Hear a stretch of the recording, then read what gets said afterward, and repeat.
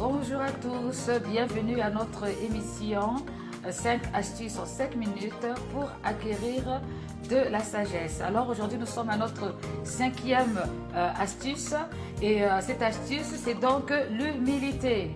Vous connaissez ce dicton, ce proverbe qui dit que l'humilité précède la gloire et je sais que nombreux essayent de travailler la dimension de l'humilité. C'est vrai que c'est pas facile. J'avoue que c'est pas évident, mais avec la grâce de Dieu, pour ceux qui croient, et avec de la volonté, pour ceux qui veulent, je sais qu'on peut y arriver. Dans la Bible, il est écrit dans le livre de Colossiens 3, verset 12. Ainsi donc, comme des élus de Dieu, saints et bien-aimés, revêtez-vous d'entrailles, de miséricorde, de bonté, d'humilité, de douceur et de patience. Nous sommes des élus, nous sommes de ceux-là que Dieu a appelés pour manifester sa gloire sur la terre. Alors je voudrais encourager une personne à cultiver la dimension de l'humilité parce que cela fait acquérir de la sagesse. Alors comment faire? On peut le faire en premier lieu en acceptant les conseils des autres. Il y a des personnes qui n'aiment jamais écouter les conseils. Ils veulent tout le temps avoir raison. Lorsqu'on leur dit quelque chose, ils bataillent pendant très longtemps jusqu'à ce qu'ils fassent l'erreur monumentale, parfois irrattrapable, et ça c'est bien dommage. Mais l'humilité permet de faire accroître sa sagesse et cela permet d'éviter de faire aussi des dégâts dans sa propre vie. Donc la première chose à faire c'est de pouvoir accepter les conseils. La deuxième chose, c'est de ne pas se trouver trop sage à ses propres yeux.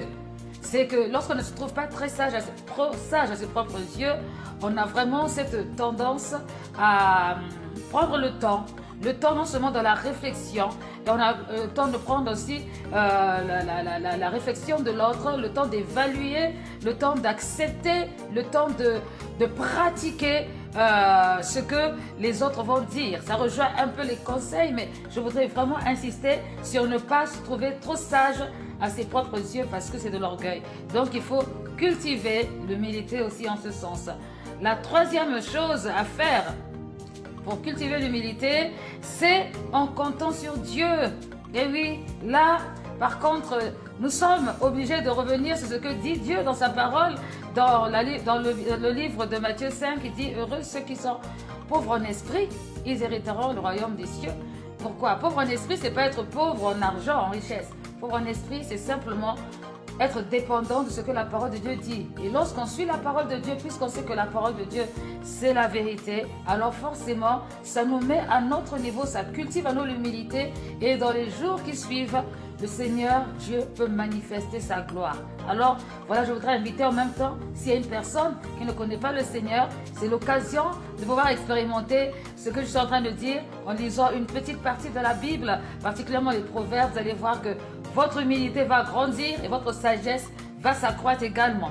Ensuite, la quatrième chose à faire, cultiver l'humilité, c'est de respecter les autres. Il faut respecter les autres, ça permet de faire accroître sa sagesse. On n'est pas tout permis. La Bible dit que tout est permis, mais tout n'édifie pas. Et je ne me laisserai pas servir par quoi que ce soit. Ça veut dire que même lorsque je suis libre, je fais attention. Je fais attention à ce que ma liberté ne devienne pas quelque chose qui va détruire les autres. C'est ça aussi la sagesse. C'est pas parce que je suis forte que les autres seront forcément forts dans leurs erreurs. C'est pas parce que je suis faible que les autres aussi vont aller dans le même sens que moi. C'est vraiment important de respecter les autres pour grandir dans l'humilité. Des fois, on n'a pas besoin d'intervenir dans les problèmes. Je parle bien d'intervenir négativement dans les problèmes des autres parce qu'on n'a pas forcément les réponses à tout. Il faut reconnaître qu'on est un peu limité en tant qu'être humain, donc on doit faire attention. C'est ça aussi l'humilité. Et la dernière chose qui est vraiment importante à faire pour cultiver l'humilité, c'est se mettre à la place des autres. Se mettre à la place des autres ou se mettre à la place de certaines situations. Ne pas se dire que c'est parce que c'est pas moi, alors je peux faire comme je veux et je veux faire comme je le sens. Il faut se mettre à la place des autres. La Bible dit qu'on ne doit pas faire aux autres ce qu'on ne voudrait pas qu'on nous fasse à nous. Et même dans la société en général, on n'a pas envie d'avoir mal. Et comme je n'ai pas envie d'avoir mal, je vais éviter de faire mal à l'autre de façon naturelle et même de façon spirituelle. Et ça aussi, c'est l'humilité. en cherchant à ne pas faire mal, en cherchant à rester, à se mettre à la place des autres, ça permet vraiment de cultiver cette place de l'humilité. Donc, quand on rentre dans ces phases, dans ces actions qui ont été citées tout le long de cette émission, on peut voir qu'à la fin, notre sagesse, elle grandit et on peut obtenir aussi des résultats qui correspondent à cette sagesse-là. Que Dieu vous bénisse et je souhaite que, après tout ce qui a été dit, que chacun de nous croisse en statut, en sagesse et en grâce, selon que Dieu a prévu pour chacun d'entre nous. Soyez bénis, on se donne rendez-vous pour le prochain thème à partir de la semaine prochaine. 5 astuces en 5 minutes pour... Rendez-vous la semaine prochaine.